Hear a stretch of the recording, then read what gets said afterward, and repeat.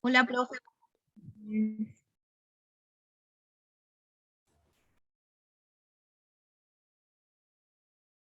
Cuando vaya a comenzar ya.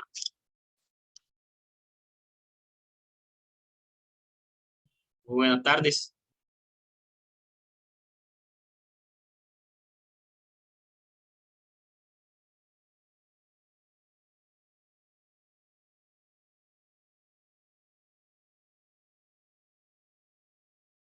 Juliet, ¿sí me escucha? Sí. Se escucha lejos. ¿Me escucha lejos? Hola, hola. Muy buenas tardes. tardes a todos. Muy buenas tardes. Muchísimas gracias por la puntualidad. Sean bienvenidos a este segundo espacio, a esta segunda jornada de nuestro primer Congreso de Ciencias Multidisciplinarias que estaremos organizando, que estará desarrollando y organizando Corpo Sucre. En esta oportunidad, durante esta segunda jornada, nos encontramos en la sala de Ciencias Sociales. Vamos a darle apertura a esta segunda jornada con la compañía de la conferencia del profesor Magíster Carlos Payares Tapia, que se titula Nuevas realidades de la enseñanza del derecho. El profesor Carlos Payares es director del programa de Derecho de la Universidad de Sucre, que se encuentra ubicada aquí en la ciudad de Sincelejo. Profesor Carlos, muy buenas tardes, bienvenido. Muy buenas tardes a todos. Buenas tardes, Juliet. Bueno, de mano darle las gracias por la invitación para participar en este Congreso Internacional de Ciencias Multidisciplinarias, señor rector, a la doctora Eli, a todo el cuerpo docente de la universidad, al doctor Héctor. Bueno, estamos acá reunidos para hacer unas pequeñas reflexiones sobre las nuevas realidades que hemos notado en la enseñanza del derecho, ¿verdad? A raíz de la pandemia que nos ha tocado vivir en estos momentos. Entonces, darle una cordial bienvenida. La conferencia, pues la vamos a manejar al comienzo, pues vamos a hacer como un estado de cosas en que se encontraba la educación en las áreas sociales, en las áreas del derecho. Hacemos ya la transición a lo que son las nuevas normatividades, la realidad que se está viviendo, y de pronto sacaremos las conclusiones en que podamos mejorar siempre la enseñanza del derecho en nuestros programas, Entonces, en esa medida, pues será el hilo, y al final, pues haremos las preguntas y trataremos el debate para encontrar siempre los caminos que mejor conduzcan a la enseñanza del derecho en Colombia. Entonces, damos inicio primero, pues, algo de historia. Como bien sabemos, pues, los abogados y gran parte de los estudiosos de las ciencias sociales venimos de una tradición romanista, ¿verdad? De todo lo que fue el Imperio Romano en sus fases de república, en sus fases de imperio, en sus fases de monarquía, y que dio origen a todo ese cuerpo normativo y todo el estudio y la aplicación del derecho en su sociedad. Pero podemos comenzar en 1088, ¿verdad? En la Universidad de Bolonia, en España, en Italia, es la primera universidad en el mundo que establece la carrera de Derecho como tal. Recogiendo esa historia romanista, ¿verdad? Se enseñaba el corpus juris civilis, todos los acuerdos, las pandectas romanas y todo eso. Desde ese año se venía tramitando en todo el recorrido una clase dogmática, una clase donde el docente tenía la preponderancia, ¿verdad? Toda la importancia, el estudiante pues quedaba en un poquito relegado, y se hacía casi una enseñanza monástica donde había que rendir tributo y pleitesías al docente. Entonces, desde ese tiempo es cuando realmente las escuelas de derecho en Europa toman fuerza. Llegamos a la Segunda Guerra Mundial, y después de la Segunda Guerra Mundial, el nacimiento del neoconstitucionalismo, y ya las carreras de derecho en Estados Unidos empiezan a tomar fuerza con toda la tradición del common law en Estados Unidos, parte de Europa, y son las 7 partidas de Alfonso X el Sabio, pues el primer reglamento que regula la profesión de abogado, y ahí se establecieron unas pautas de conducta para los abogados y para el estudio del derecho, Entonces, desde ese momento empezamos a comprender ya toda la carrera que ha tomado la enseñanza del derecho en el mundo occidental, Entonces, a raíz de eso, con la llegada de con la llegada ya del neoconstitucionalismo, con la llegada de las universidades, con el fortalecimiento de la educación pública en Latinoamérica, pues comprendíamos la tradición en que estaba la enseñanza del derecho desde una cátedra magistral, de una cátedra donde el docente presentaba los conocimientos, los transmitía, ¿verdad? En una aula totalmente cerrada, donde se rendía esa pleitesía a ese docente y donde los estudiantes absorbían en la medida de lo posible todas esas enseñanzas de las áreas del derecho público, del derecho privado. Después llegaron otras disciplinas, otras ciencias sociales que le empezaron a aportar visión al derecho, y es lo que hoy de pronto llamamos fundamentación, que son unas asignaturas que están en los planes de estudio del derecho, como la sociología del derecho, la filosofía, la argumentación jurídica, y le dan un nuevo aire y un nuevo panorama al derecho. Partiendo también de los fenómenos políticos y de los fenómenos sociales que se dan, como la globalización, como la internacionalización, ¿verdad? El derecho y la educación de las ciencias sociales se empieza a ver desde otra óptica, ¿verdad? Entonces, aquí nace una de los grandes fundamentos en el derecho actual. Ver el derecho con una mirada global. Ver el derecho como una mirada mundial, donde todos estamos en una aldea intercomunicada, y ahora con el fenómeno de la pandemia, la internet y todos los servicios de plataformas han hecho que realmente haya una unión de todos esos polos en diferentes partes del mundo. Entonces, la globalización y la internacionalización del derecho, pues, le ha dado un gran componente y le ha dado una visión más integral al derecho. Aterrizándolo a nuestras constituciones, aterrizándolo a nuestros países, el principio de Estado Social de Derecho. Un principio que se ve, un principio que se enseña los derechos fundamentales, la dignidad humana, el control constitucional. Todas esas son fortalezas que fueron permeando la enseñanza del derecho en Colombia. Entonces, estos fenómenos de estudio, ¿verdad? Globalización, estos fenómenos de una mirada global, la aplicación de los principios del Estado Social de Derecho con la Constitución del 91, le dieron ese gran poder a la enseñanza del derecho, y todavía debe ser el pilar fundamental, la aplicación de los principios del Estado Social de Derecho y democrático de derecho en nuestras facultades. Entonces, aquí comprendemos también la importancia del docente. Un docente con saberes en pedagogía, un docente con saberes en currículo, un docente en docencia, en práctica educativa, en práctica pedagógica. Entonces, esa sería una de las enseñanzas que debemos siempre tener en cuenta. Que no solamente es el docente abogado, el docente especialista, el docente preparado en su área de afinidad, sino que sea un docente que tenga siempre una formación base en docencia, en educación, en pedagogía, en estrategias. Ahora el llamado en estos momentos a tener fortalezas y competencias en la parte digital, en la comunicación digital por plataformas, en la comunicación digital por redes.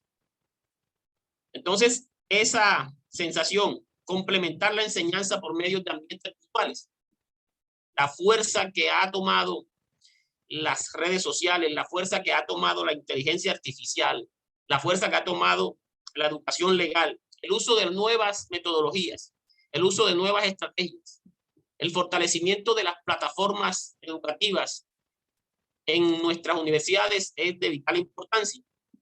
¿Por qué? Porque ya vamos a tener una conexión que podemos tener en ambientes virtuales, en ambientes sincrónicos, en ambientes asincrónicos.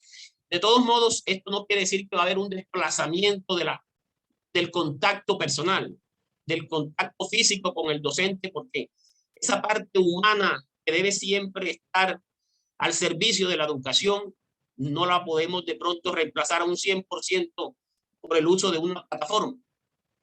Entonces, estos fenómenos que hemos visto, ¿verdad? En el derecho, pues, nos llevan a algo. ¿A qué nos llevan? a fomentar las clínicas jurídicas. Las clínicas jurídicas como una expresión del fenómeno investigativo. Fortalecer la capacidad crítica de los estudiantes. Analizar las problemáticas sociales haciendo un estudio de alto impacto y asimismo un litigio de alto impacto. Entonces, estos fenómenos que debemos aplicar en nuestras facultades de derecho, en nuestros programas de derecho, deben ser la primera línea donde el docente pueda motivar a los estudiantes para que puedan entender una realidad social desde la óptica del investigador. Un investigador que está comprometido, ¿verdad?, con buscar soluciones a los grandes problemas sociales que aquejan a nuestra comunidad. Entonces, esas serían las pautas que ya podemos ir colocándolas en nuestro norte como docentes de derecho y que debemos fomentar y apoyar siempre en nuestras aulas. Otro de los puntos también claros es el trabajo en redes. Las redes académicas son de vital importancia porque nos permiten a nosotros, los docentes, le permiten a los estudiantes tener un contacto directo con otros saberes, con otros territorios, con otros países. La forma en que se enseña el derecho en esos países, en el caso nuestro, de pronto España, Italia, Suramérica, nos amplía el campo de visión y vemos cómo podemos mejorar nuestra práctica de enseñanza docente. El proyecto Tuning. El proyecto Tuning fue una iniciativa que buscó establecer las competencias de los universitarios preparados al siglo XXI. Entonces, este proyecto también se aterrizó al campo del derecho. ¿Qué se extrajo de esto? Se extrajo que el estudiante está obligado, el docente también, a buscar e interpretar de una mejor manera las normas jurídicas y el ordenamiento, fomentando la argumentación. La argumentación es la herramienta fundamental de los abogados que debe ser tenida en cuenta y debe estar siempre transversal en todo el currículo del programa de derecho. Nuestra carrera es esencialmente argumentativa. Se deben conocer las pautas, los principios de argumentación, los principios de lógica. ¿Por qué? Porque nuestra carrera se desenvuelve siempre dentro de un marco donde vamos a tener relación directa con autoridades, con operadores de justicia, ¿verdad? Y donde siempre vamos a llevar una causa jurídica que va a resolver un problema para que nuestros intereses siempre salgan adelante. Entonces, esto, en cierta medida, le da al estudiante un enfoque hacia la búsqueda de la justicia y la equidad, entendiéndola siempre que desde el pregrado se deben fomentar esas competencias. También los abogados modernos, la nueva realidad nos ha dicho que debemos ser unos abogados interdisciplinarios, unos abogados que tengamos capacidad de trabajo en grupo con otras profesiones, con otras disciplinas, apoyarnos siempre de las ciencias sociales, de la psicología, de la sociología, tener el estudio amplio de los problemas sociales desde diferentes ópticas, donde como abogados podamos siempre aportar a la solución, aportar a resolver el conflicto que se nos ha planteado. Y ese es el llamado, a ser abogados integrales desde un punto de vista holístico y multidisciplinario. Conocer en la medida de lo posible campos de otros saberes que podamos alimentar siempre en el estudio del derecho. Algo fundamental del abogado es estar comprometido siempre con los derechos humanos y el Estado social y democrático de derecho, ¿verdad? Desde un principio los estudiantes comprendemos ese valor fundamental, en el caso nuestro establecido en nuestra Carta Política, y que siempre debemos tener en cuenta que nuestras miradas, nuestros esfuerzos es a buscar la justicia dentro del Estado social y democrático de derecho, que es muy importante. Entonces, aplicando estas realidades que hemos traído, llegamos a la nueva normatividad. ¿Cuál es la nueva normatividad? Decreto 1330 del Ministerio de Educación Nacional. Este decreto lo que ha traído a los programas y especialmente a las carreras de derecho es que debemos fomentar los resultados de aprendizaje. ¿Qué son los resultados de aprendizaje? Los resultados de aprendizaje en nuestra carrera de derecho y en la relación con nuestros estudiantes es llegar a que el estudiante pueda siempre hacer los conocimientos aplicados en su desarrollo como estudiantes.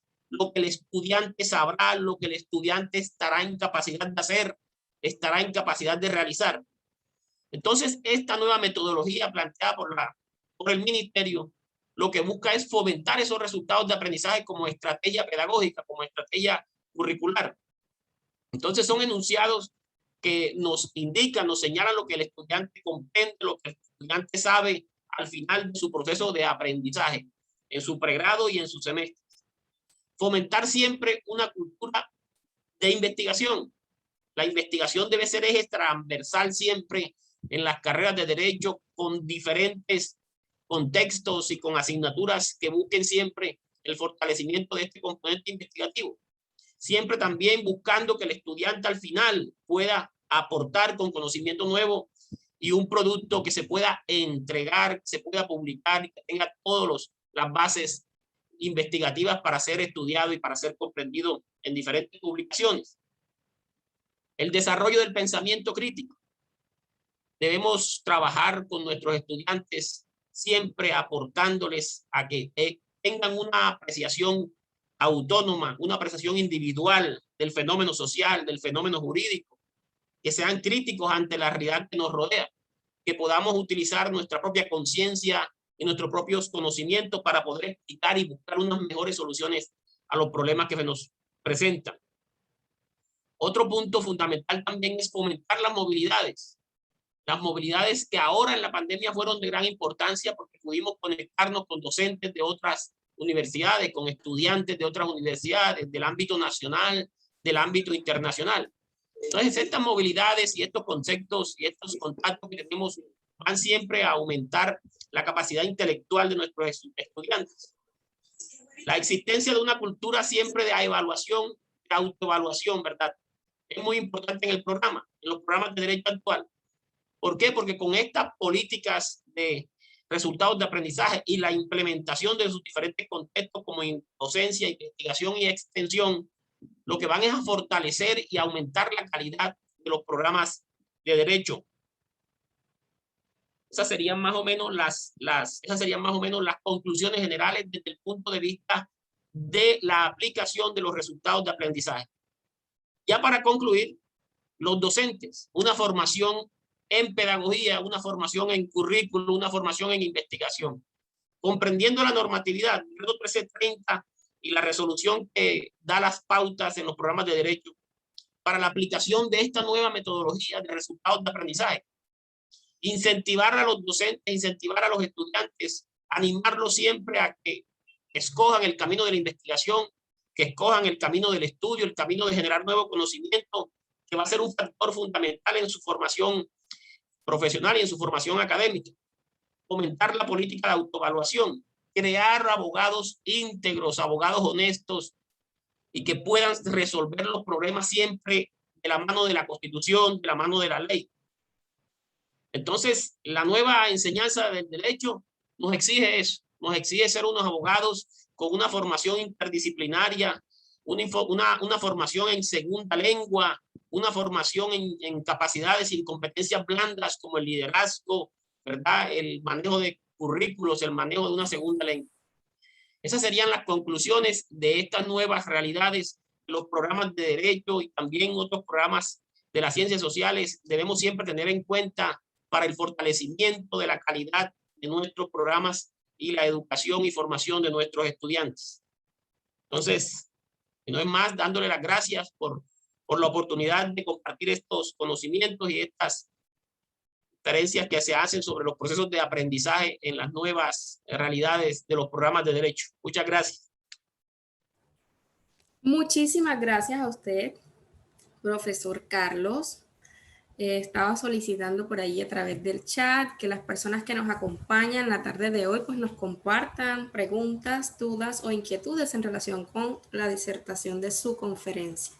En este caso, tenemos una pregunta formulada por la profesora Margel Parra, quien forma parte del equipo de investigación, específicamente el grupo GINSIS, y su pregunta dice: ¿cree usted que tendríamos que agregar dentro del currículo la formación del ser? ¿Cómo se haría esto? Claro, venimos de una formación netamente dogmática, donde nosotros como abogados pues rendíamos pleitesía al profesor y el centro de atención al profesor. Ahora en la nueva educación el centro de atención es el estudiante y todas las capacidades van dirigidas a la formación integral del estudiante.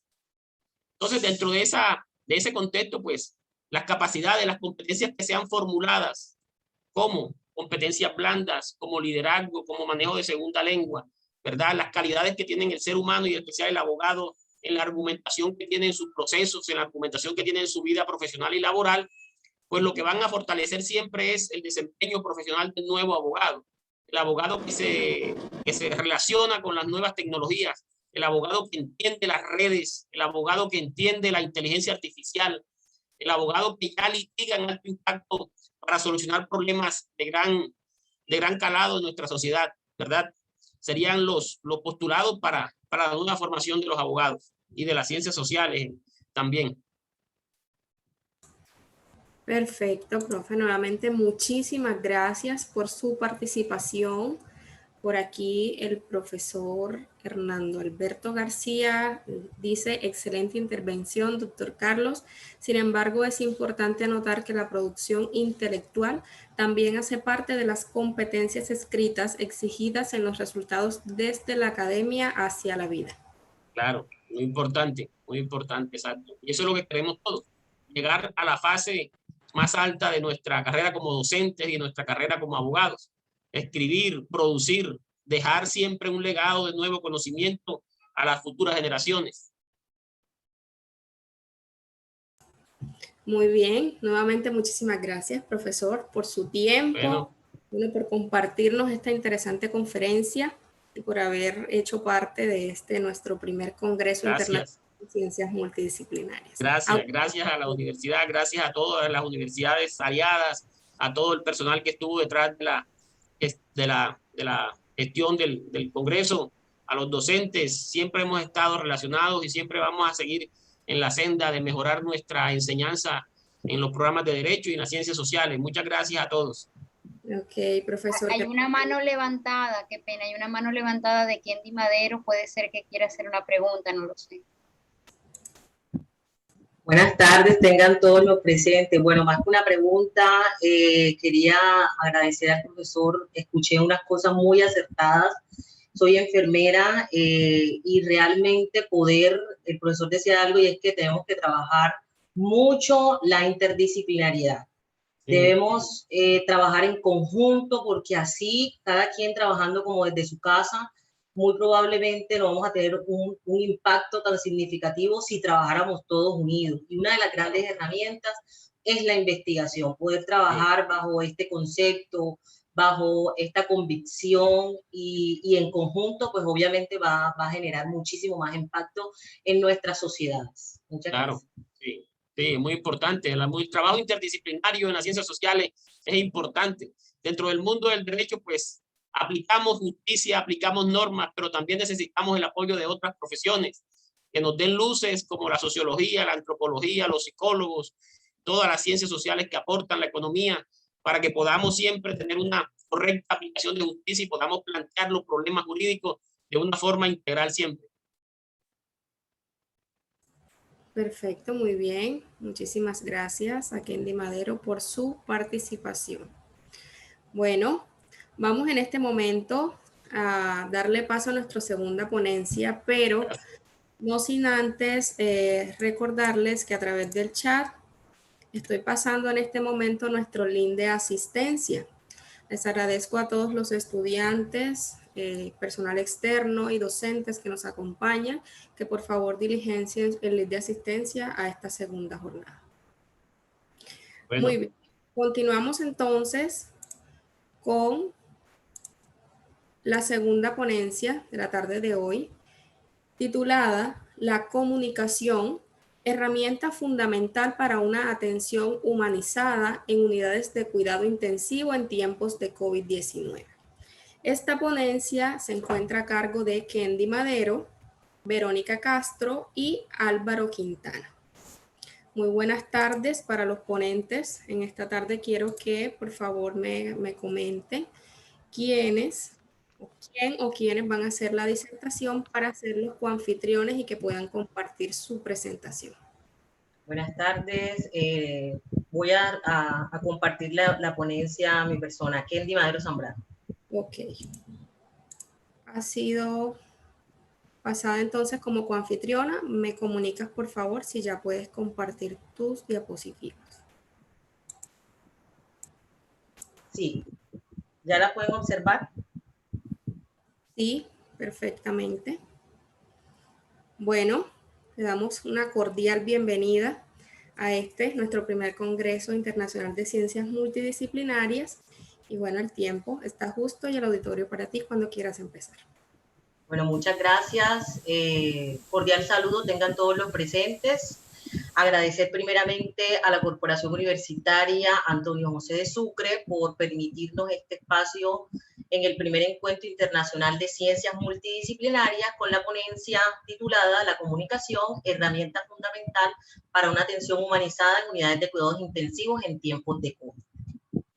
Bueno, partamos diciendo que la unidad de cuidados intensivos es un área hospitalaria donde se brindan cuidados de alta complejidad a pacientes potencialmente críticos que requieren equipamientos y procedimientos especializados.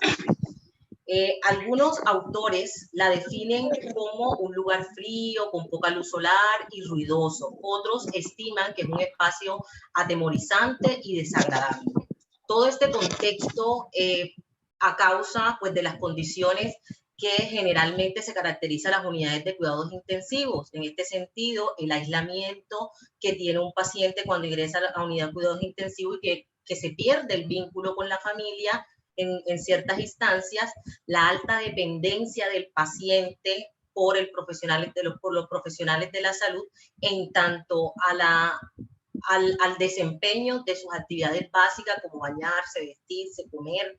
Eso acarrea una sensación de falta de intimidad y además de eso la propia complejidad de las patologías que se atienden en este servicio. Todo este escenario le permite a los pacientes o le genera a los pacientes sensaciones negativas, algunas de ellas asociadas al temor, la incertidumbre, el miedo, que generalmente también son presentadas por los familiares. Sin embargo, el trato humanizado que brindan los profesionales de la salud les permite que el tránsito por las unidades de cuidados intensivos sea un poco más llevadero. Bueno, en la actualidad la emergencia ocasionada por el nuevo coronavirus ha generado un gran impacto en la sociedad y en el área de la salud quizás ha sido uno de los grandes un impacto significativo en esta área, especialmente porque colapsaron las unidades de cuidados intensivos, pero también el impacto ha sido en los profesionales de la salud que se desempeñan en este servicio causando estrés, sobre todo por la sobrecarga laboral, por el temor a contagiarse y contagiar a sus familiares. Todo este contexto ha permitido o ha generado cambios en la forma de presentar o en la forma de brindar cuidado y atención a los pacientes que ingresan a la unidad de cuidados intensivos, especialmente aquellos que tienen relación con el contacto físico, obviamente para disminuir los contagios, también relacionados con la comunicación, porque en un inicio con el confinamiento obligatorio se perdieron estos canales de comunicación y estos vínculos con la familia, pero también se vio afectado todo aquello relacionado con las costumbres y las creencias de las personas. Podemos conocer de casos de pacientes y de personas que no pudieron despedirse o no pudieron hacer sus tradiciones cuando un paciente moría, por ejemplo. Sin embargo, las instituciones de salud auspiciadas por los profesionales sanitarios incorporaron y generaron estrategias de apoyo para mejorar ese vínculo entre el paciente y la familia. Esto con el objetivo de disminuir los niveles de ansiedad, de estrés, de preocupación e incertidumbre, tanto para el paciente como para la familia. En tanto que incorporaron dispositivos tecnológicos como las tablets, como los celulares, que permitieron mejorar ese canal de comunicación. Dada las circunstancias que no se tenían antecedentes en relación a la experiencia que tenían pacientes durante su estancia de cuidados intensivos en tiempos de pandemia, surge el proyecto de investigación que genera la siguiente pregunta, problema, ¿cuáles son las necesidades de pacientes que fueron ingresados a la unidad de cuidados intensivos en tiempos de pandemia? Con ello también pues tuvimos el propósito de generar antecedentes que permitieran tanto a los entes gubernamentales como a las instituciones prestadoras de servicios de la salud tener herramientas y mejorar todavía aún más esas condiciones en este tipo de espacios sanitarios que garanticen y mejoren las condiciones de salud y bienestar de los pacientes y sus familias. Para ello nos trazamos un objetivo que fue develar las experiencias de pacientes COVID durante su estancia en unas unidades de cuidados intensivos, y con ello inicialmente caracterizamos a la población sociodemográficamente, seguidamente describimos esas necesidades de los pacientes teniendo en cuenta algunas características como el trato que recibieron, como la parte de la infraestructura, equipo, comunicación y otras características. Y por último quisimos interpretar esos sentimientos que experimentaron los pacientes durante su estancia hospitalaria. Para ello nos trazamos una investigación de naturaleza cualitativa de tipo fenomenológico, en tanto que queríamos, en tanto que se aplicaron instrumentos y técnicas para la recolección de la información que no implicaban datos numéricos, sino más bien lo que queríamos era conocer todos esos sentimientos y esas sensaciones que experimentaron estos pacientes a través de sus propias voces, desde sus propios puntos de vista y desde su perspectiva. El proyecto de investigación se basó en la resolución 08430, quien estableció como una investigación sin riesgo. La población estuvo dada por pacientes que ingresaron a las unidades de cuidados intensivos en tiempos de COVID. Y nuestra muestra fue seleccionada por conveniencia a través de además de eso, utilizamos un muestreo por saturación que nos llevó a 8 participantes. La técnica de recolección de la información fue la entrevista, y utilizamos un guión de entrevista como instrumento para obtener toda esta información. Dentro de los criterios de inclusión se tuvo en cuenta que los participantes fueran pacientes diagnosticados con COVID-19 y que hayan tenido una estancia mayor de 5 días en la unidad de cuidados intensivos y que ya se encuentren por fuera de la institución hospitalaria. Dentro de los principales resultados, y para dar respuesta a ese primer objetivo, tenemos que nuestra población se caracterizó sociodemográficamente por ser personas mayores de 40 años, de sexo femenino, de estrato medio y que profesaban la religión católica. En cuanto a las experiencias posterior al análisis de las voces, se pudo concluir de forma general que los pacientes vivieron una experiencia generalmente positiva en cuanto a su estancia en las unidades de cuidados intensivos por COVID-19. Esto, desde sus voces, nos expresaban, dado al buen trato que recibieron por parte de los profesionales de la salud, especialmente por el personal de enfermería, y además de eso, por la buena comunicación que recibían de su estado y de su seguimiento por parte de los profesionales de la salud. No obstante, hubo una minoría que expresó que se sentía haber experimentado unas sensaciones negativas, dado que inicialmente tenían preocupación por su estado, por las comorbilidades, y además de eso porque tenían poca comunicación con sus familiares y escuchaban por parte de los profesionales que hacía falta insumos y instrumentos necesarios para su atención, como ventiladores mecánicos. Desde sus voces nos expresaron.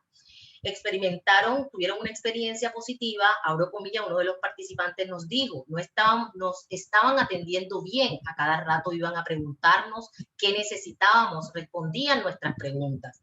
Otro participante nos expresó, abro comillas, el personal de la salud es muy amable, muy atento y estuvieron muy bien capacitados para atender esto que estamos viviendo ahora. Sin embargo, desde lo negativo nos expresaron, abro comillas, la verdad tenía mucho miedo de estar allí, porque pensé que ya no iba a salir, pero cuando me permitían el teléfono me tranquilizaba. Otro participante nos expresó, abro comillas, era muy desesperante, sentía todos los días muy largos, las enfermeras eran las que me ayudaban a sobrellevar la situación. Por otra parte, y para dar respuesta a ese otro objetivo que teníamos, era develar esos sentimientos que habían experimentado estos pacientes durante su estancia en la unidad de cuidados intensivos por COVID-19. Esto nos arrojó, desde sus voces y en el análisis de esas voces, nos arrojó que principalmente los sentimientos que se generaron fueron de temor y tristeza.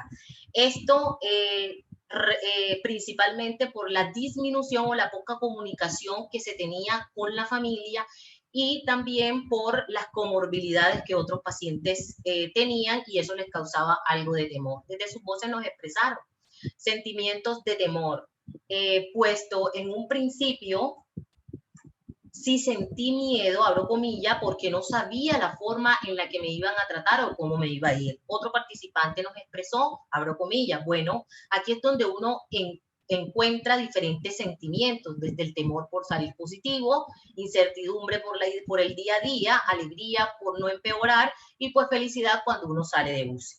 Sin embargo, otros experimentaron tristeza, abro comillas, uno de los participantes nos dijo, me provocó mucha tristeza, especialmente cuando me comuniqué con mis hijos por videollamada, esa soledad.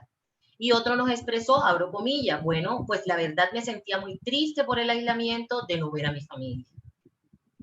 En ese diálogo y en esa entrevista realizada con este grupo de personas, emergió una categoría denominada recomendaciones, en tanto de que las personas, a pesar de haber vivido de forma general una experiencia positiva, consideran que se debe continuar realizando e incorporando estrategias para mejorar sobre todo el vínculo entre la familia y los pacientes, dado que para ellos es significativo a la hora de recuperar su estado de salud.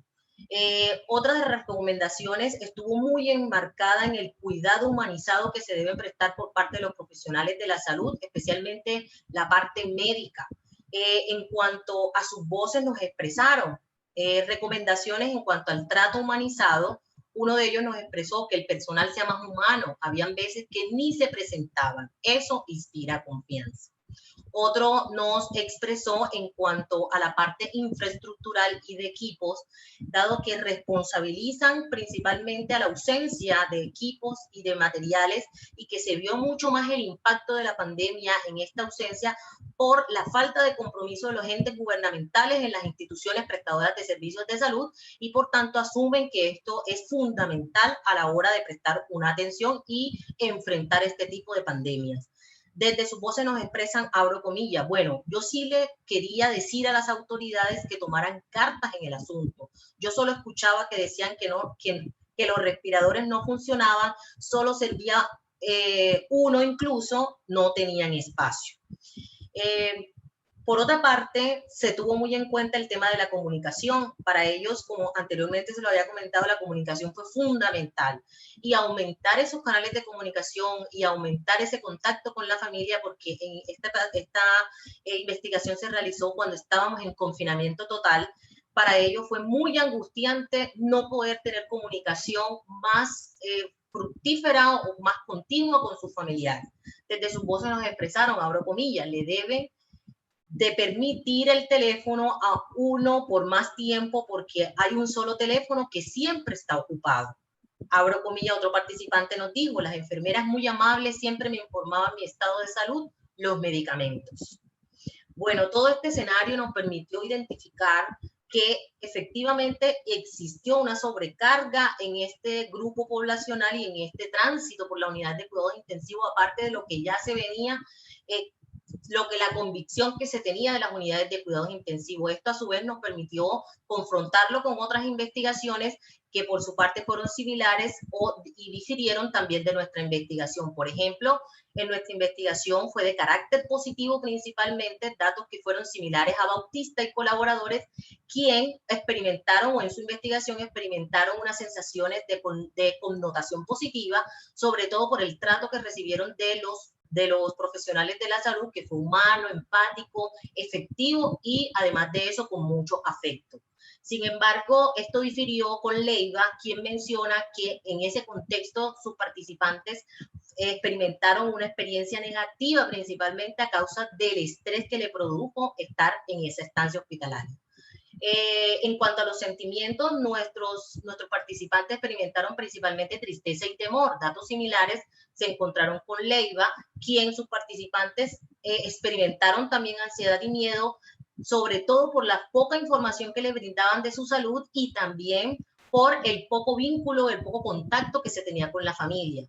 Similar también a Solano, que también experimentaron sentimientos de seguridad, sobre todo porque tenían mucha confianza con los profesionales de salud. Todo esto nos llevó a concluir que efectivamente la actual pandemia emergente ha sobrecargado las unidades de cuidados intensivos. Sin embargo, en medio de todo este conflicto y de esta sobrecarga que se tiene tanto para el paciente, la familia y los profesionales, los participantes vivieron una experiencia de carácter positivo generalmente, sobre todo por el buen trato que recibieron de los profesionales de la salud, que enmarcaron muy probablemente esa atención y brindaron ese cuidado bajo el precepto de que la comunicación confiable, eficiente, que involucra a la familia, es una herramienta fundamental para una atención humanizada. Todo esto nos llevó a generar este título para nuestra investigación y finalizar concluyendo que realmente la comunicación juega un papel y es una herramienta fundamental para una atención humanizada en las unidades de cuidados intensivos. Muchas gracias por su atención. Muchísimas gracias a usted, muy amable, muy interesante esta ponencia, un tema bastante apropiado, sobre todo para lo que estamos viviendo en este momento.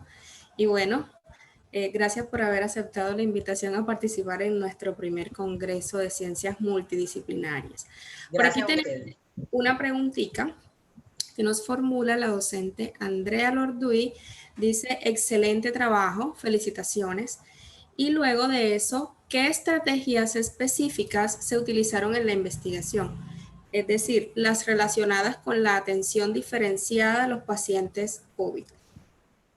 Bueno, dentro de los criterios que tuvimos en cuenta para valorar, efectivamente estuvo ese trato que recibieron los profesionales, los pacientes de estos profesionales, y también cómo respondieron esos profesionales a las necesidades básicas de los pacientes, en cuanto a la comunicación, en cuanto al trato, en cuanto a la asistencia física, en cuanto a la familia y involucrar la familia. Entonces, dentro de todos esos conceptos y dentro de todas esas características que tuvimos en cuenta, nos podemos observar que la comunicación fue sin duda la que fue más significativa para los profesionales, porque bajo su concepto y bajo su criterio, su punto de vista, es fundamental y hace parte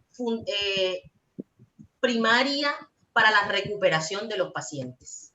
Y los familiares pues también les consideran esto importante para la recuperación de sus pacientes. Muy bien, muchísimas gracias.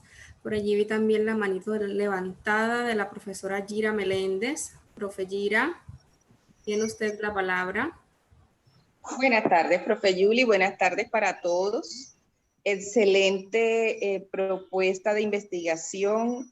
Creo que muy pertinente para todos los procesos de salud que se están viviendo en el país, y los resultados que nos muestran muy impactantes porque es de viva voz de cada uno de los pacientes. Además de las recomendaciones que plantea la ponente, me marcó muchísimo el hecho de que ella comentaba que los pacientes escuchaban la falta de recursos para la atención del servicio. Entonces allí, desde mi profesión, desde la psicología, veo que es muy importante el tener el control de todos los espacios y de todos los recursos para que esos estímulos no sean negativos hacia el proceso que adelantan los pacientes. Entonces, mi pregunta es, ¿cómo controlar el hecho de que esos profesionales no expresen esas necesidades ante los pacientes para que ellos no reciban estímulos adversos o negativos que puedan interferir con su proceso de salud? El hecho de no tener los ventiladores y demás. Sí. Sí, así es, profesora Gira. Efectivamente, los participantes les angustiaba, y de hecho fue uno de los sentimientos que generó mucho temor escuchar que no habían ventiladores, y pues me escapé de decir que además de eso, ellos se preocupaban mucho porque todos los días varias personas, y bueno, uno de los comentarios que vi, este proyecto también se replicó en México, pero hoy estoy solamente divulgando los resultados de Colombia, que hicimos aquí en Colombia. Esto también se replicó, fue a la par en México, Y allá, sobre todo, fue un impacto más significativo y ellos manifestaron que ver morir a tantas personas y salir y pues ver ese contexto y además de eso, tener a las personas tan cerca, porque es que las características de una unidad de cuidados intensivos es eso.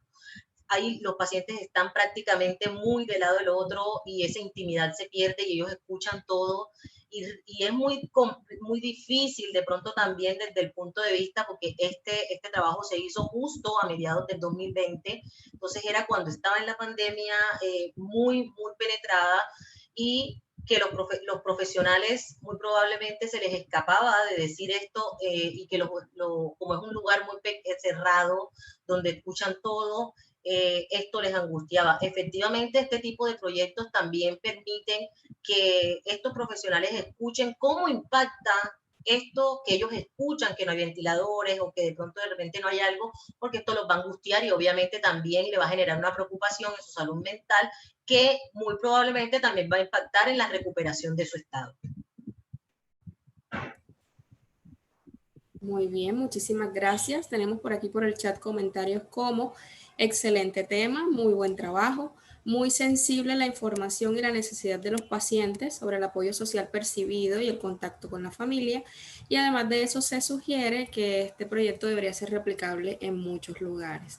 Entonces, nuevamente, a la profesora Kendi Madero y a su equipo de trabajo, nuevamente muchas gracias por participar en este primer congreso y mostrarnos esta interesante ponencia.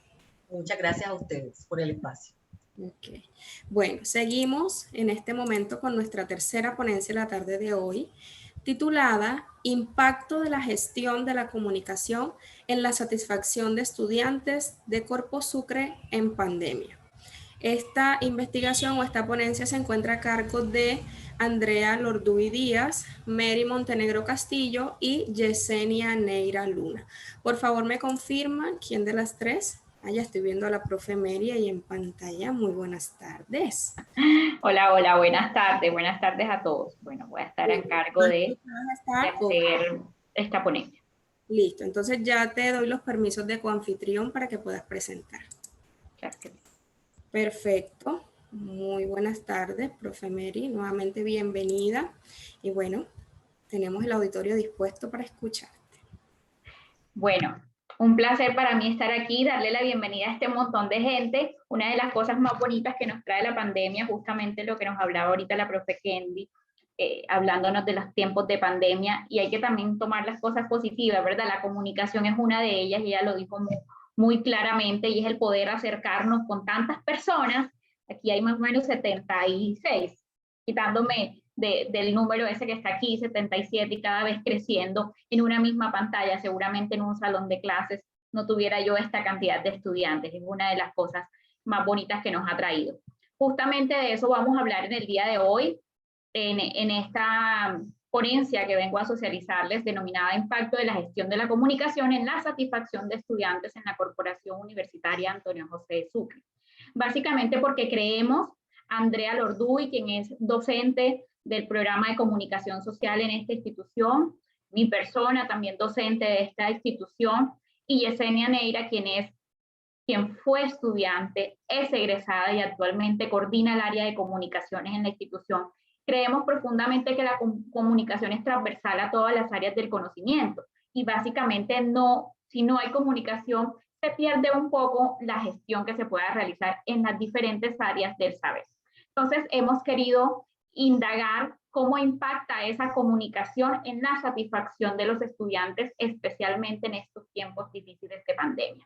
Y voy a iniciar con una de las estadísticas que más nos ha llamado la atención, y es primero entender, esto es un dato de un estudio reciente que se hizo, cuál es esa satisfacción que tienen en relación a los distintos canales de comunicación, en general las personas, jóvenes, adultos, en fin. Y fíjense que la mayor satisfacción viene de la atención por chat. Y quizás nos preguntábamos, ¿por qué? Un chat en vivo.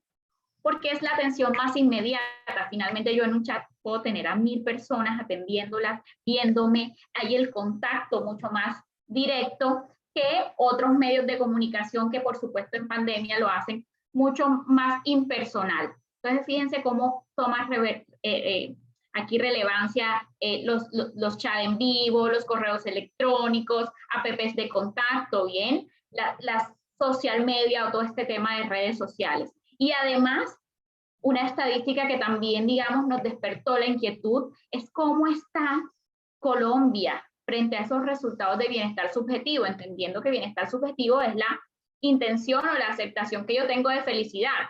Bien, subjetiva porque igual la mía es diferente a la de las distintas personas. Y fíjense el punto alto cómo está en satisfacción. Esto es en una escala de 1 a 10, ¿verdad? Entonces hay más niveles de satisfacción en relación al bienestar subjetivo. Y de ahí entonces vamos a empezar a hablar, y esta, digamos, es la hoja de ruta con la que voy a sustentar esta investigación. Empezaré dando un recorrido por introducción, hablaré un poco del problema, justificación, hasta llegar a los resultados y, por supuesto, los referentes que aquí tenemos. ¿Qué nos pensamos nosotros como introducción a esto? Primero, que la comunicación es transversal, y ya lo decía desde el inicio, a todos los procesos que nosotros hacemos como seres humanos. Desde que yo me levanto y digo buenos días, salgo mis vecinos en la oficina, una entrevista de trabajo, en mi quehacer, en mi labor diaria, sea cual sea el rol que yo tenga, estudiante, docente, administrativo, ama de casa, en fin. La comunicación es transversal.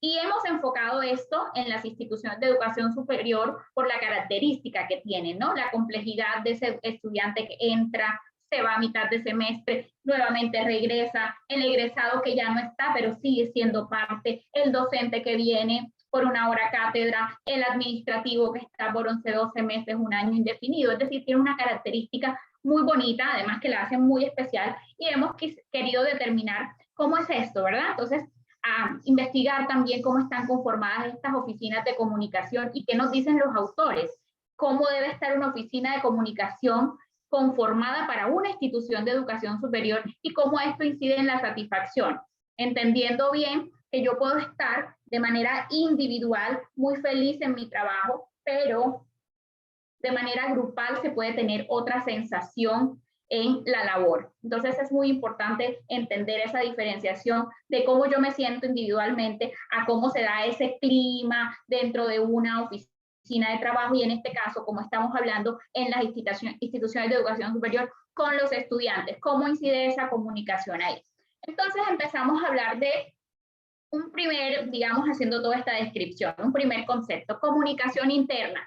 ¿Qué es eso? Es muy diferente a lo que muchas instituciones tienen asociados. En cuanto hicimos esta investigación, vimos distintos referentes y muchos los asocian con relaciones públicas, mercadeo, ventas, entonces el área de comunicaciones se tiene que encargar de eso. Pues no, hay un área específica llamada mercadeo, hay un área específica llamada relaciones públicas, y asimismo hay un área específica llamada comunicación interna.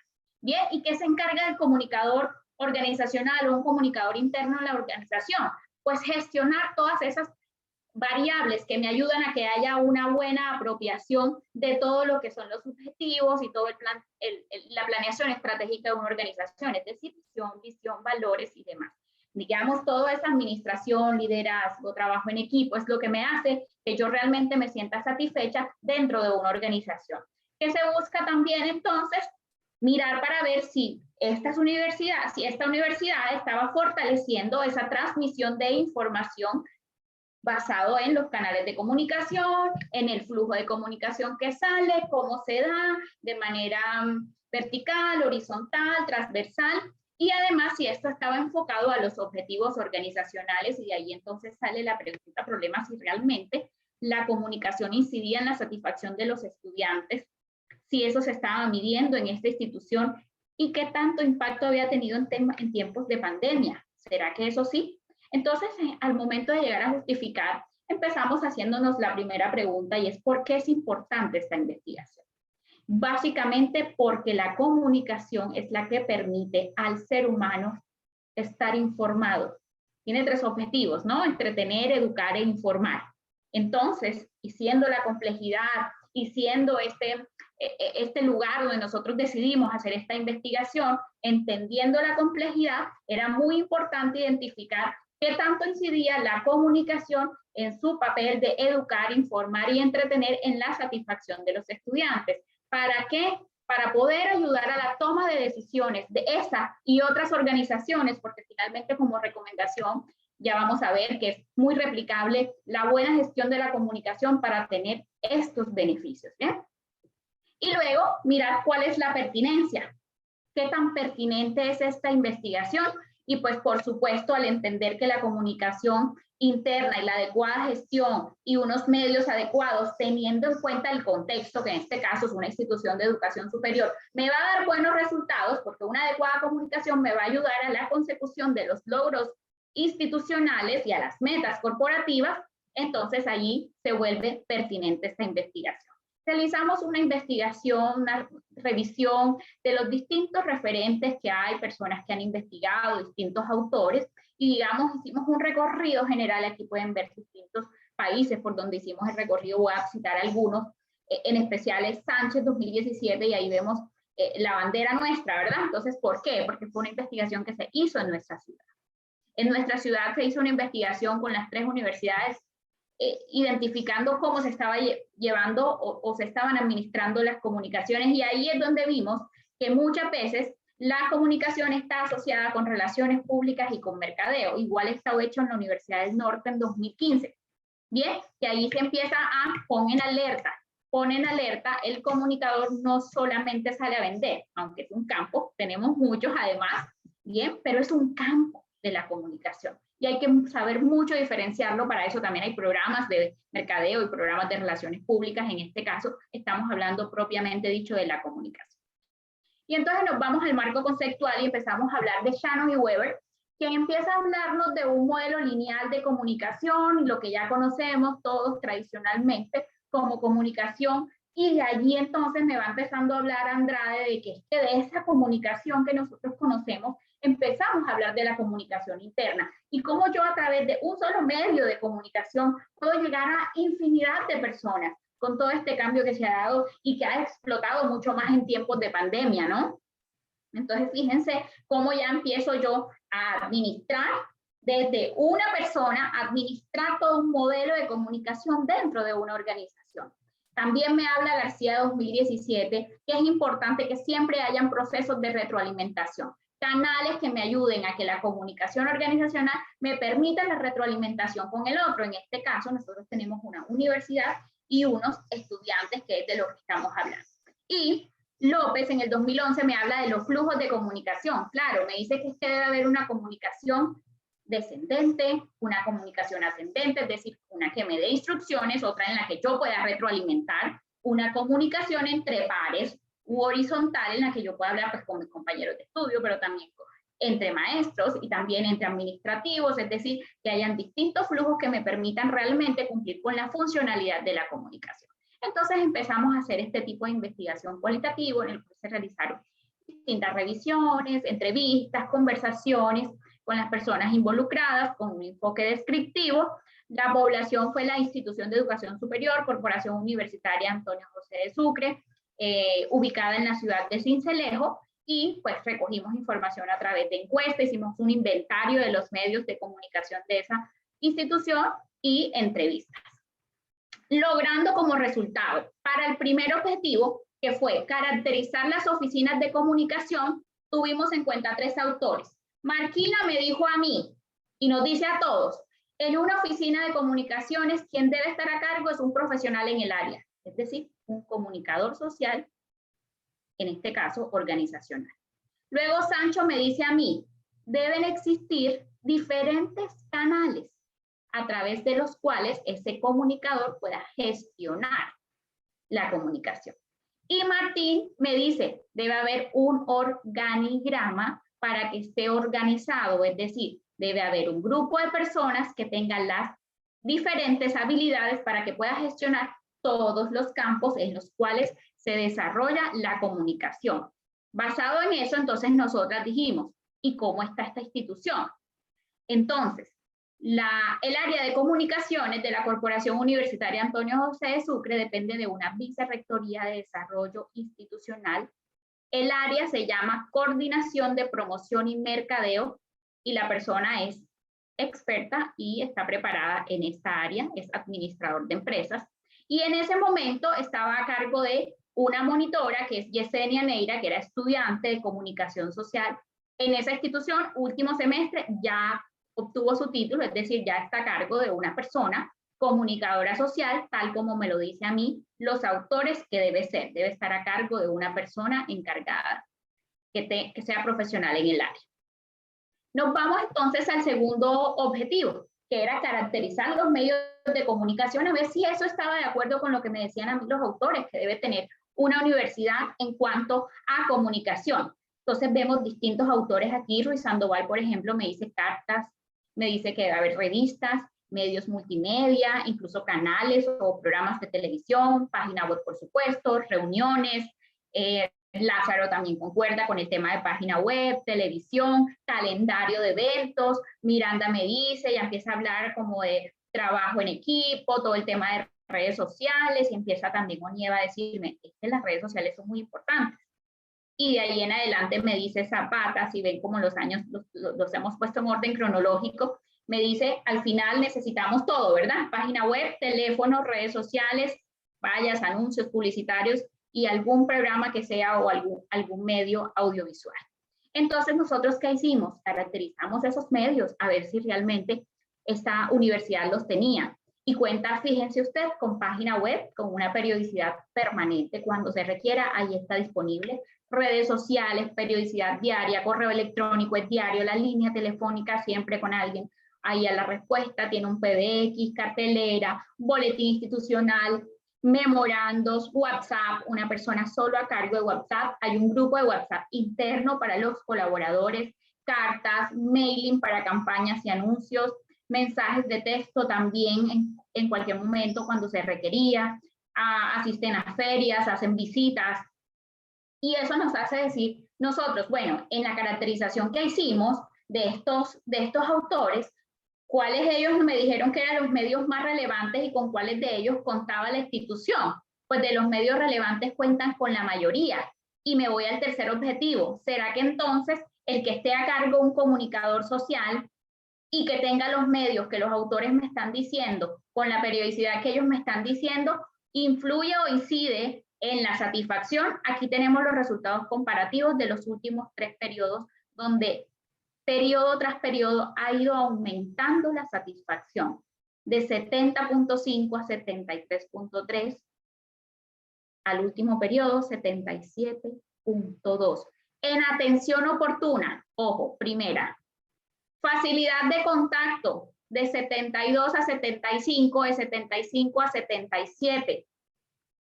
Difusión de información de 75 a 75.3, bueno, ahí nos quedamos igual, y pasamos en el 2021 a 79%. Es decir, cuando la pandemia nos lleva a nosotros a identificar que realmente son estos medios los que nos ayudan a hacerlo, la institución los empieza a implementar.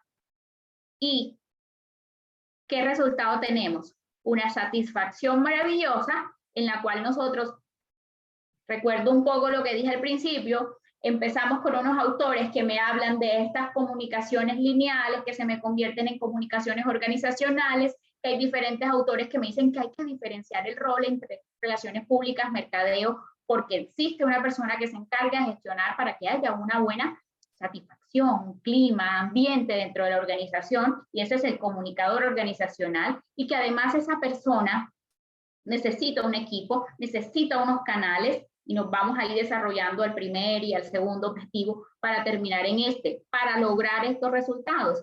Y básicamente es uno de los objetivos de esta institución. Uno de los objetivos que tiene planteado en su plan estratégico es ese, el aumento de la satisfacción. Y entonces ahí vemos cómo la comunicación realmente me incide en la satisfacción, y además la comunicación me ayuda, me empuja al cumplimiento de los objetivos organizacionales. Concluimos entonces nosotras, primero, diciendo que la universidad realmente cuenta con un área que está liderada por una profesional en comunicación social, que además está formada en esto muy recientemente y conoce todo el tema de social media, edición de video, fotografías, etc.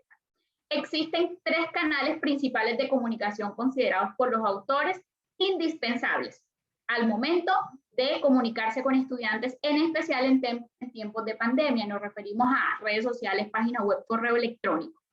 la institución realizó medición de la satisfacción teniendo en cuenta datos importantes de la comunicación, lo que nos revela indudablemente que existe una importancia para la institución de medir la comunicación y el impacto que ésta pueda tener en su gestión.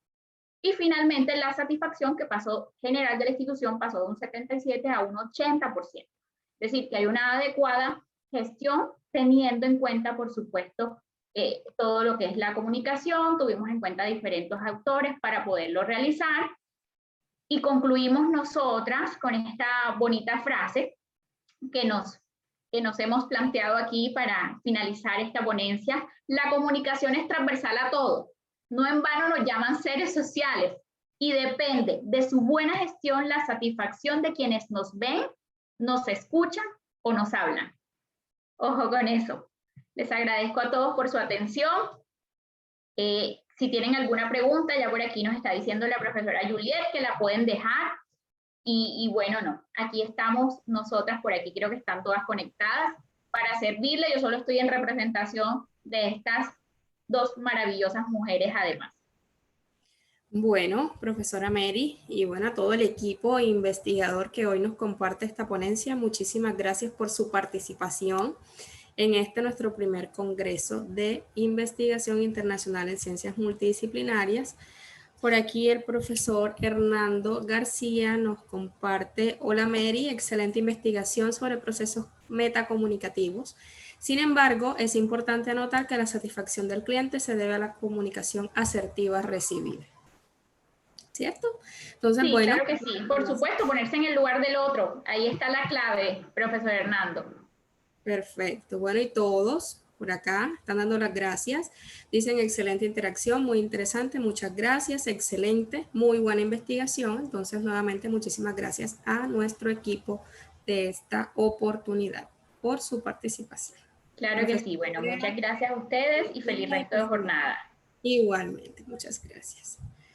Bueno, vamos entonces a nuestra cuarta ponencia de la tarde de hoy, titulada, regálenme un segundo, Análisis de la variable comunicación en el clima organizacional en instituciones de educación superior de la ciudad de Sincelejo. Esta es una ponencia que se encuentra a cargo de Deiris Olivera Palencia, Andrea Lorduy Díaz y la profesora Mary Montenegro Castillo. Quiero saber en esta oportunidad quién nos acompañará con la disertación para darle los permisos de coanfitrión.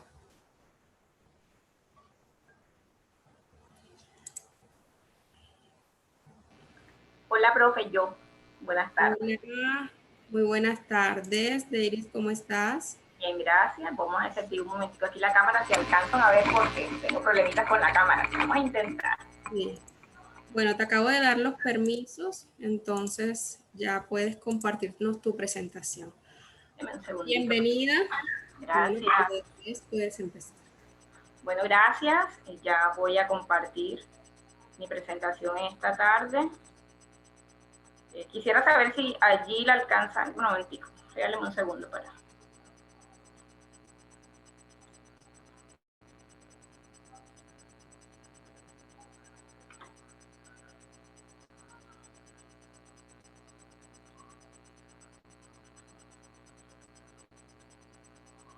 Bueno, voy a compartir pantalla.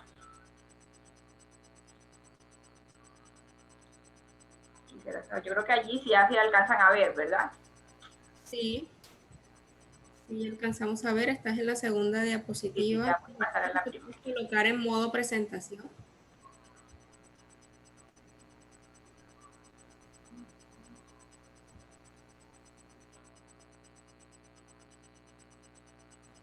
Perfecto.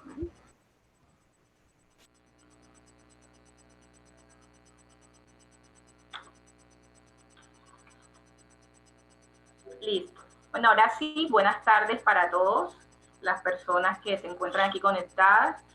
Mucho gusto, mi nombre es Deiris Olivera Palencia, soy comunicadora social, egresada orgullosamente de la Corporación Universitaria Antonio José de Sucre.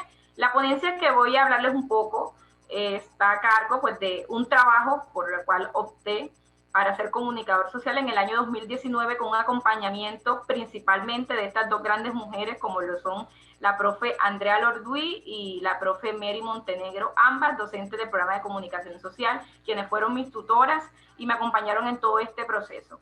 Bueno, pues nuestro trabajo la idea era hacer un análisis de esa variable comunicación, cómo se estaba implementando en las instituciones de educación superior en el municipio de Sincelejo. Para eso, aquí les comparto, tuvimos todo un contenido completo acerca del planteamiento del problema hasta que llegamos a la bibliografía. Entonces partamos, primero, yo quiero que nos quede algo muy claro y creo que ya mi profe Mary lo dijo, y es que la comunicación hace parte de todos los procesos, es transversal a cada una de ellas, y nosotros como comunicadores sociales en ese tiempo en formación necesitábamos saber la importancia que tenía este término en las instituciones de educación superior, porque es que hablábamos de organizaciones o de empresas como tal, pero no había una investigación fuerte que nos hablara un poco acerca de la comunicación en las instituciones de educación superior en el municipio de Sincelejo. ¿Por qué? Porque queríamos saber cómo ellas funcionaban, cómo estaban trabajando desde la variable comunicación y el impacto que ellas tenían directamente en el clima laboral, entendiendo que nosotros pues, por lo general pasamos más de 48 horas o alrededor de 48 horas en nuestros lugares de trabajo y contamos pues con la fortuna de poder estar al lado de personas que son de algunos lugares que no conocemos y que vienen con otro tipo de cultura y en fin. Entonces por eso decidimos que fuera de esa manera. Es entonces pues que el artículo 25 de la Constitución Política Colombiana nos dice que toda persona tiene derecho a un trabajo digno. Partiendo de ese punto de vista, y ya si nos vamos un poquitico hacia la Ley 30 de 1992, que digamos que es la que regula los centros de formación académica, como le llamamos a las instituciones de educación superior. Entonces quisimos empezar, ¿cuáles son esas instituciones de educación superior que hay en el municipio de Sincelejo principalmente, que están registrados en el Sistema Nacional de Instituciones de Educación Superior, o como lo conocemos como el SNIES? Y efectivamente encontramos a la Corporación Universitaria del Caribe SECAR, que es privada, a la Corporación Universitaria Antonio José de Sucre, también de carácter privado, y encontramos a la Universidad de Sucre. De allí empezó todo ese proceso. Y surge entonces la pregunta, ¿cuál es la relevancia que tiene la variable comunicación en el clima organizacional en esas instituciones de educación superior, efectivamente en el municipio de Sincelejo? ¿Por qué? Porque queríamos conocer un poco acerca de ella, porque sabemos que si hay una buena comunicación dentro de ese espacio, que es donde ellos manejan muchísimos estudiantes, donde debe haber una interacción tanto del estudiante como del administrativo, del docente, del investigador, se hace de total relevancia en poder trabajar en pro de cada uno de los resultados. ¿Y por qué era tan pertinente? Entonces, nos planteamos unos objetivos, principalmente cuál era determinar la relevancia que tiene esta variable y unos objetivos específicos. Estos 3 objetivos específicos nos permitieron más adelante poder dar a cabalidad con lo que estábamos buscando. Entonces, ¿qué hicimos? Comenzamos una investigación, digamos que bastante larga, con respecto a esos estudios de clima laboral, tanto a nivel regional, a nivel nacional, a nivel internacional, y encontramos aproximadamente 20 estudios que nos hablaban del clima laboral, pero especialmente de la variable comunicación. Mercado Toro en el 2018, recuerdo, cuando revisábamos nos hacía un comparativo entre 2 universidades, una de Colombia y una de México, acerca de cómo ellos manejaban el clima en esas universidades, y la variable comunicación fue la más efectiva. Es decir, que había un trabajo comunicativo, que se entendían súper bien, y cuando aplicaban las encuestas de clima laboral, que fue el instrumento que nosotros pedimos en cada una de las universidades, determinaron eso. Asimismo, hicimos un recorrido por España, por México, por Estados Unidos, por Panamá. En Colombia encontramos en la región Caribe una universidad en Cartagena que realizó esto. También hablamos un poco acerca de la definición de clima. Bueno, pero ¿y entonces por qué clima laboral? ¿Eso qué significa? Para eso tuvimos aproximadamente 10 autores que nos daban unas definiciones muy concretas y muy exactas, en especial la de Laiker y Gibson, que dicen que es describir la estructura psicológica de las organizaciones, cómo están las organizaciones, cómo se sienten las organizaciones. Pero también miramos la comunicación con respecto a ella. qué es la comunicación para cada uno de estas personas y hacíamos un comparativo, porque me llamó muchísima la atención cuando hablábamos de nuestros referentes, más que todo porque ellos opinan mucho con respecto a este término que es importantísimo. Bueno, aquí en el marco teórico hay algo que me llamó muchísimo la atención, porque desde el primer momento de la investigación, cuando nos reunimos el grupo de trabajo, determinamos qué teoría íbamos a apuntarle, y para eso utilizamos principalmente la teoría del clima organizacional de Rensselaer, que es la que habla del comportamiento asumido por los colaboradores va a repercutir de manera inmediata en los subordinados. Es decir, que si nosotros tratamos bien a nuestros colaboradores, si ellos se sienten cómodos con nosotros, ellos nos van a brindar a nosotros también un excelente trabajo. La teoría del comportamiento organizacional y también la teoría clásica de Henry Fayol, como se trabaja también en la parte de administración. La metodología fue de tipo cualitativo, hicimos a través de un enfoque descriptivo. Nuestra población directamente fue las instituciones de educación superior del municipio de Sincelejo, pero la muestra, como les decía anteriormente, decidimos que fueran las que estaban registradas por el SNIE, en este caso las 3. Y el instrumento fue encuestas de clima laboral. Nosotros no hicimos un instrumento, nosotros lo que hicimos es que nos dirigimos a las instituciones de educación superior y pedimos el instrumento que ellos utilizan especialmente para analizar la variable de comunicación, que en este caso era la que nos interesaba. El procedimiento que realizamos, primero indagamos acerca de esas instituciones, después enviamos las cartas, fuimos varias veces donde ella, porque de verdad fue un trabajo bastante complicado, especialmente con 2 instituciones. Después buscamos los antecedentes, cuáles eran esas investigaciones que habían surgido con respecto a la comunicación, construimos el marco teórico, analizamos cada uno de los instrumentos y posteriormente concluimos y recomendamos como tal. Entonces ya aquí sí quiero que podamos prestar un poquitico de atención, porque ya esto es nuestro primer objetivo que nos planteamos, el cual era identificar los conceptos de autores afines al clima laboral y las variables de medición. Nosotros lo que hicimos, 20 autores aproximadamente, averiguamos y comenzamos a sacar detalladamente cuáles eran esas variables que se utilizaban dentro del clima laboral. Y pudimos encontrar variables como liderazgo, comunicación, motivación, pero algo que nos llamó mucho la atención es que desde hace muchísimos años, miren, aquí les podemos decir que tenemos desde 1964 hasta la fecha, pues ya eso era hasta el 2019, aquí lo colocamos hasta el 2012, la variable de comunicación es la que más se repite en cada una de las encuestas de clima que utilizan. Entonces, eso nos lleva a pensar de que la comunicación se viene trabajando hace muchísimo tiempo y por eso nos permite a nosotros de que el trabajo comunicativo en las empresas tiene que ser trascendental. Entonces, luego, ya que teníamos todo eso condensado, de que ya teníamos quiénes eran los autores que nos hablaban acerca del clima y que la variable de comunicación iba ligada a ella, entonces nos pasamos al segundo objetivo, que era revisar la medición del clima organizacional en relación a la variable de comunicación en cada una de las organizaciones. Entonces encontramos que la empresa 1, pues así le llamamos, era la Corporación Universitaria Antonio José de Sucre, la empresa 2, la Corporación Universitaria del Caribe SECAR, y la empresa 3, la Universidad de Sucre. Ellos aplicaban, bueno, en la empresa 1, que es el caso de Corpo Sucre, aplica la encuesta de clima laboral SPS.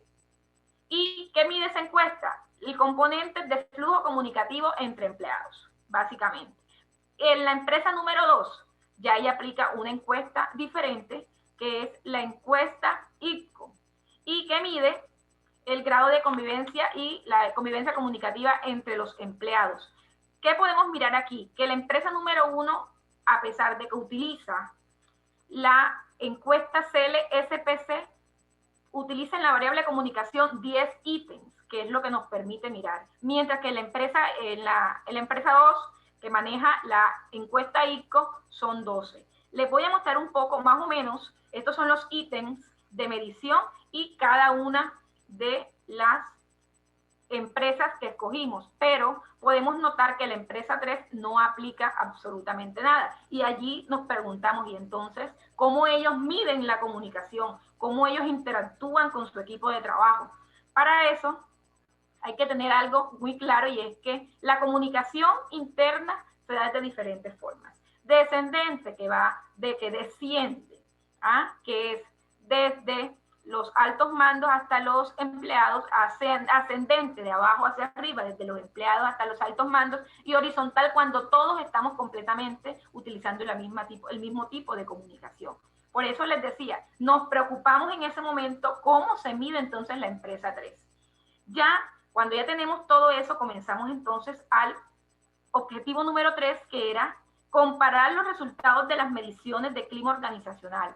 Entonces, aquí venía la pregunta. ¿Cuántas encuestas se aplicaron de 3 años? O sea, se supone que era el 2016, 2017 y 2018, 3 años anteriores.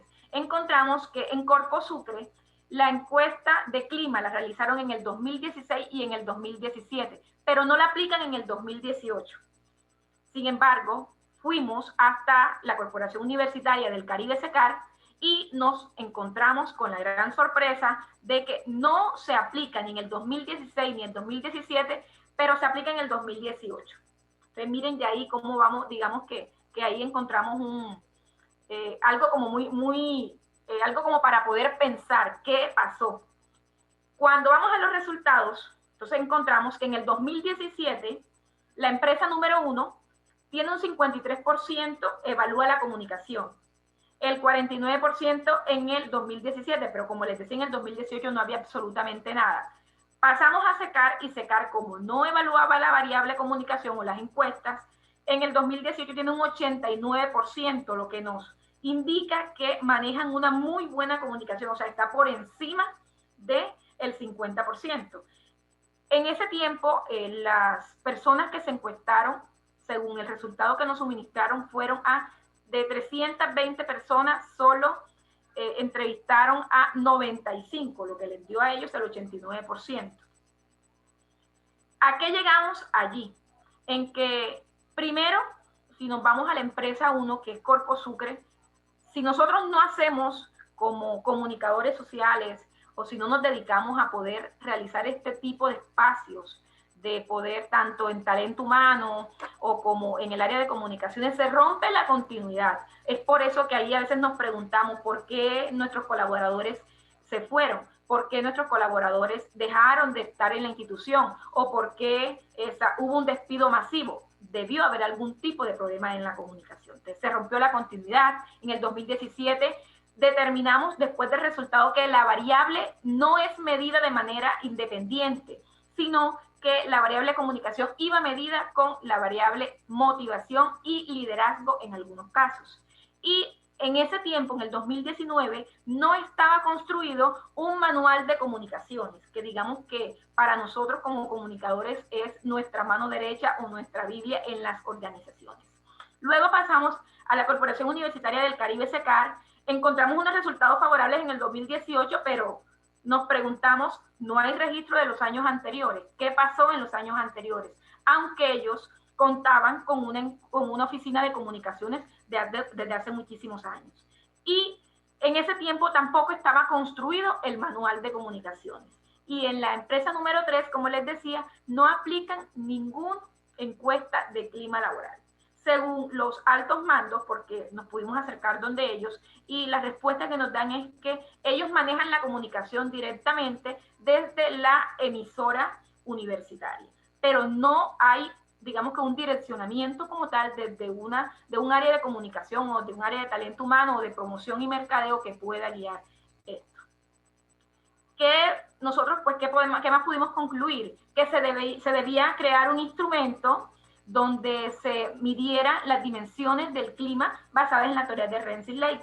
Para nosotros es muy importante porque eso nos va a decir en cierta manera que la variable de comunicación se está o no se está dando de manera o no adecuada. Y recomendamos principalmente para las 2 organizaciones que fue donde pudimos acercarnos como tal, que haya un control en la oficina de talento humano acerca de eso, que hay una precisión de los ítems de la variable de comunicación, porque al notar la encuesta de clima nos dimos cuenta de que no había una precisión como tal de la variable de comunicación. Entonces había como que extraerla directamente.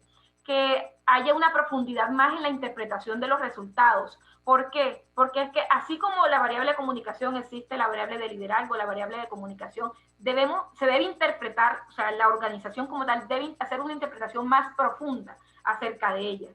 Y de que existe una visibilidad de los planes estratégicos, pues en el 2019 aún no existía, y que existan también acciones de mejoras en los procesos comunicativos. Fue básicamente lo que nosotros hicimos. Aquí les comparto un poco acerca de la bibliografía y también les comparto la frase con que terminé cuando realizamos la tesis, que es que porque para Dios no hay nada imposible. Entonces, muchísimas gracias y si de pronto tienen alguna pregunta, pues aquí estoy.